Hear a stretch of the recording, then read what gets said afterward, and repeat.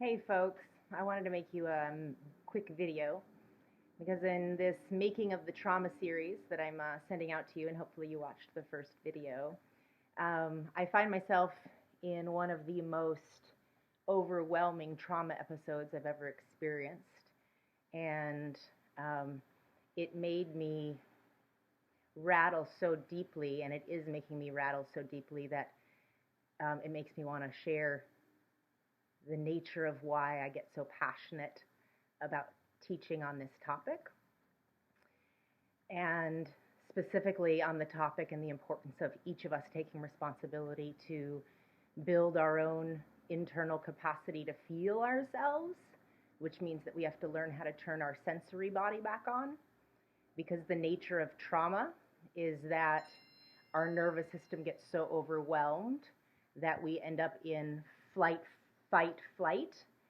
or freeze, and that's your nervous system in full activity as a trauma response.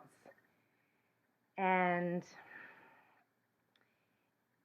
it's so important that if you're listening to the words and the teachings and the things that I share, that you know that I come from a lens of teaching from my lived experience and from understanding about the human nervous system and the glandular system and what I know is necessary for us to learn how to navigate our own lived experience and to heal.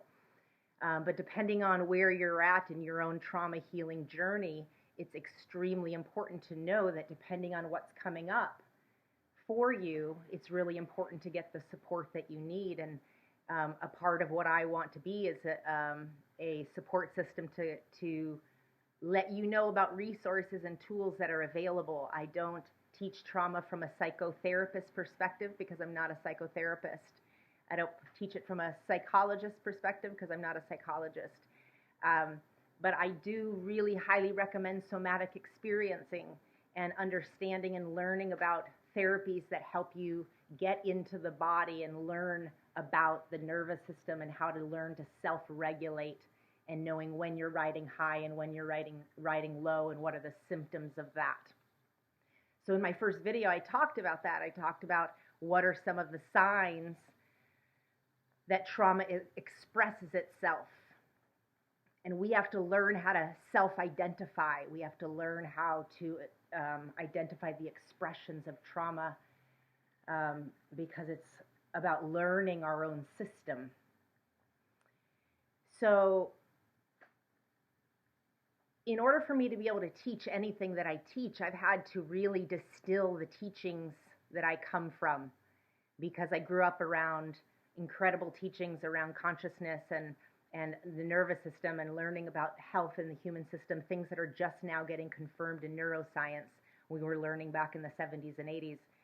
And yet there was also a lot of dogma, religious dogma wrapped up into it. And there was a lot of hypocrisy and lies and cheating and infidelity, even though the very opposite was what was proselytized and preached.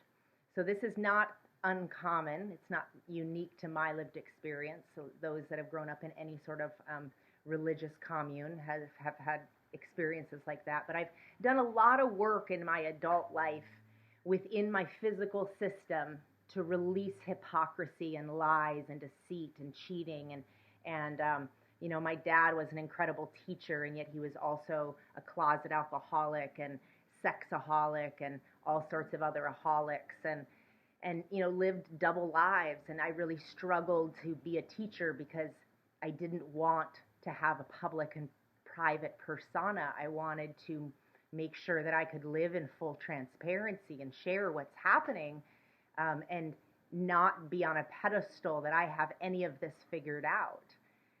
Because the truth is, we're all on our own personal journey, and I firmly believe that it's each of our responsibility to unpack our own lived experience so that we can live light, drop the baggage that doesn't belong to us. So, you know, if you don't know my story, I was raised as a Western Sikh practicing Kundalini yoga and meditation, and with this came an entire lifestyle. And So, I struggled to wear white. I struggled to wear turban. I mean, all these, there was just different levels. And in order to ever get to a point where I felt fully embodied in doing these things because I wanted to do them, not because they were rules and regulations that were set upon me. And out of respect for my lineage and my legacy, when I would teach formally, of course, I would follow the teachings accordingly. But I have to say, I've done a lot of processing in this area, and it's been extremely healing, specifically in the areas of my own sex and my own sex healing, because there was a tremendous amount of slut shaming where I come from, and there was a tremendous amount of lies in that area where we were taught one thing when it came to like fidelity, and then there was the exact opposite behavior happening. And so by doing the type of work I'm teaching you about learning to build your own nervous system capacity, understanding that your glands regulate your whole system, turning your sensory system on so you can start to learn that the abuses and the manipulation and the betrayal and the hurt and the pain, this stuff lives in the physiology of the biology of this physical system, and it lives below the waist. It lives in our lower body. So the process of unpacking that so that we have room for our own soul to take a seat in our body so that we can be more embodied, because it's so easy to disassociate and to escape and to numb and to not feel it, because that's the human design. Out of protection for us, the body learns how to cope and put things into secret hiding places until we're ready to handle that stuff. Now, if the stuff needs to come out and we haven't handled it, it's going to come out in psychosis, it's going to come out in disease, it's going to come out in all the types of symptoms that I talked about in video 1. So anyways, back to my story. I've done a lot of work in my life on this stuff, right? To get embodied, to feel like I've been integrated. If you've read my stories and read my work, you've learned this about me, right? So what's happening now is that a book got released called Premka, and this book is of a lady who was the aide, like one of the original ladies that was Yogi Bhajan's, who was my parents' teacher, secretary, right? But so she basically, it's a memoir, and it's a really beautiful memoir. But when you read it, for me, it brought up, like, I had memories of that time. There have been lots of scandals in our community of when people left and the slander that people got when they left, and there's a lot of darkness in our community. And what's so interesting is, just as I teach, when there is something that has so much light, then the equal equivalent of that light is in the darkness. And there is a tremendous shadow if that darkness isn't fully owned. And that shadow exists in the community I come from. And I knew that shadow exists, and I had processed a lot of that shadow, so I had thought. So the book reveals what I already knew, that there was sexual relations among him and the secretaries and a lot of manipulation and all that kind of stuff I had already known. But more came out, and there, what was discovered is that there were rapes and tremendous amount of abuse and full-on grooming of our beautiful women and our children, and the abuse of our children, which, I knew some of it, but I didn't really know the full extent, I guess, because a part of it is when you grow up in a religious sect that has such strong health and belief systems, you're taught not to look at what people are saying about you, right? But what I've discovered in the last few days is there's a lot of people who left our community like 30 years ago who have tremendous pain stories and abuse stories. And it's not just one or two, it's a lot, and there's a pattern, and the pattern is obvious. And as I look at it, so fully.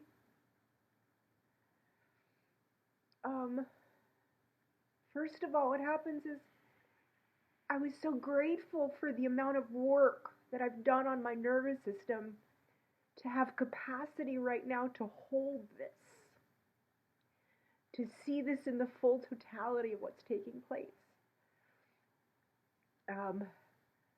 And then I've moved into grief where I've just cried and cried. I haven't been able to make the second video for you because I just have been in such tears. I can't put on makeup because my mascara would come right off. So anyway, but then, you know, there's been days of rage and sadness and just like holding the weight of the amount of people that have been working very, very hard to try to let people know that abuses have been taking place and secrets have been covered, and there's a serious, serious hierarchy within the community I come from that has been hiding things that are really, really terrible and not at all in congruency with, you know, with the teachings and the amount of denial of, you know, follow the teachings, not the teacher. Like, I mean, this kind of stuff has been perpetuated for so long. I mean, that's the work I've done on myself for the last couple decades, right? So to then see people in my community using that same narrative that has been the same narrative that we were fed in the 80s and 90s when there was mass exodus for all sorts of reasons that nobody talked about, right? So, you know, every one of us has a drama story, and I don't say drama to say that it's not worth paying attention to, because sometimes it is, and then we also have to learn how to not, and realize that it's all real and then not real simultaneously, right? And what we want to do with great spiritual wisdom is we want to make it, we want to go right for the things that are good. But sometimes we have to just sit in the weight of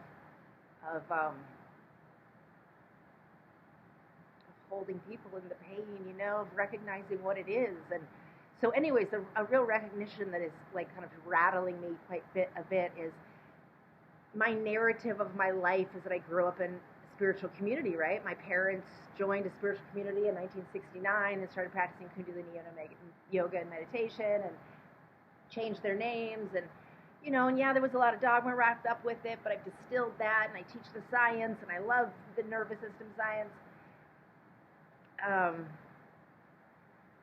But what I've discovered in the last 48 hours is I grew up in a cult.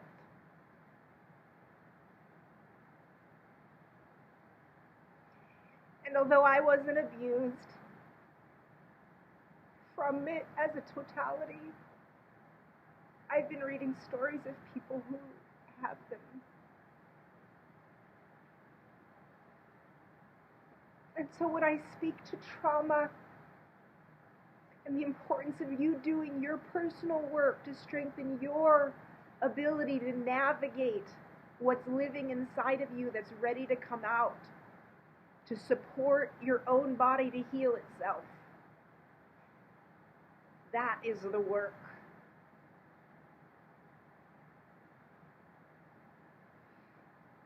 So one of the things I want to share with you is what I've noticed in myself in this trauma episode, so that as you might be feeling expressions of trauma in your life, that you learn how to navigate it and you have some resources for it.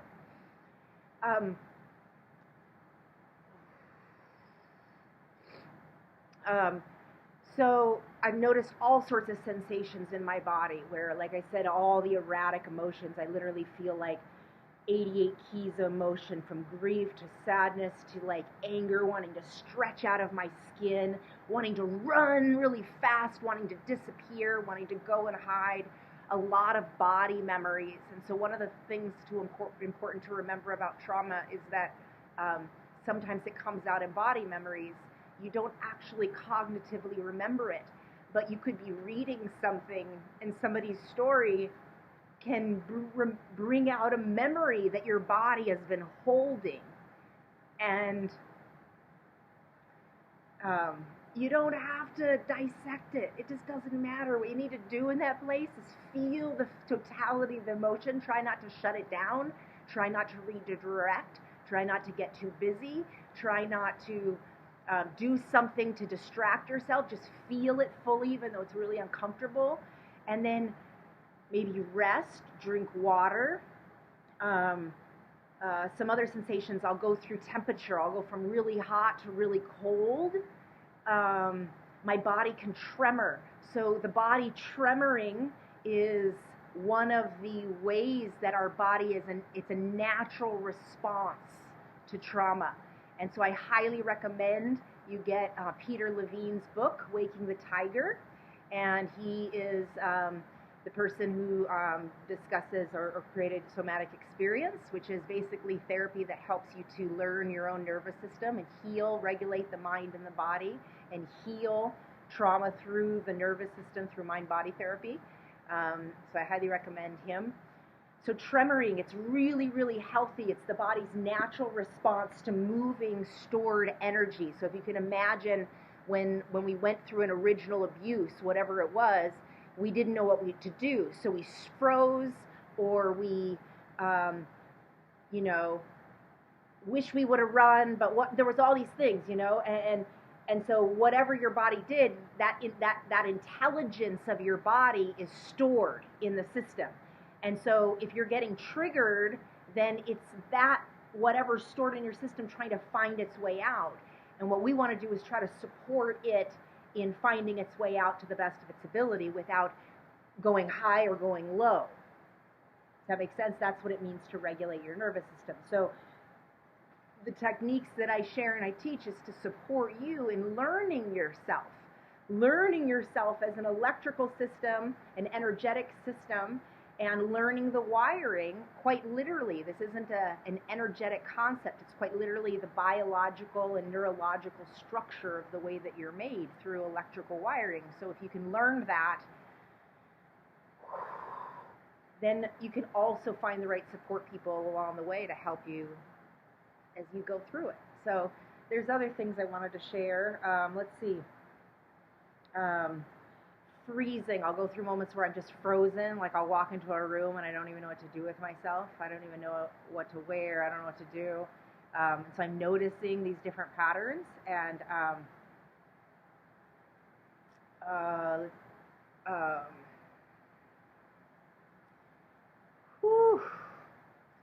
yeah. Sometimes I want to just be held and be rocked.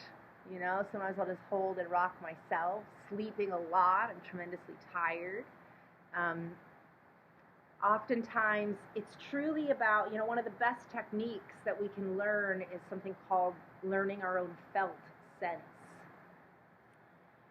So when we feel like we might be in a fight, flight, or freeze moment as a reaction to trauma, to just start getting connected to your breath, because it's the only thing that is present, and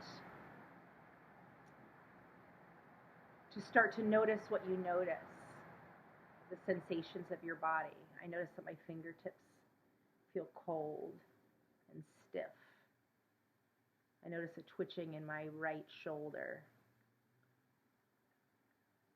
I notice the feeling of the wood underneath my feet. I can feel the movement of my back as my breath moves. I feel pulsing in my right neck.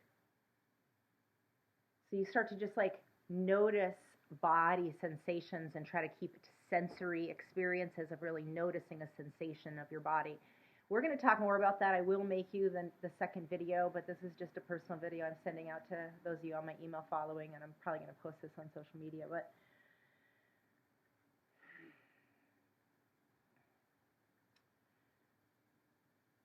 the shaking of our own reality, the change, learning to manage change and transformation, understanding that all of this is always for our own healing and clarification.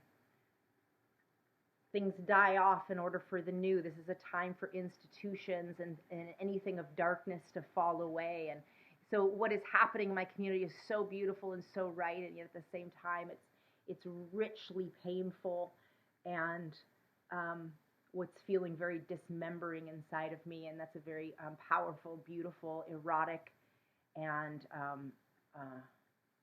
painful process. So I just wanted to share that with you. I hope it helps. I'd love to hear your feedback.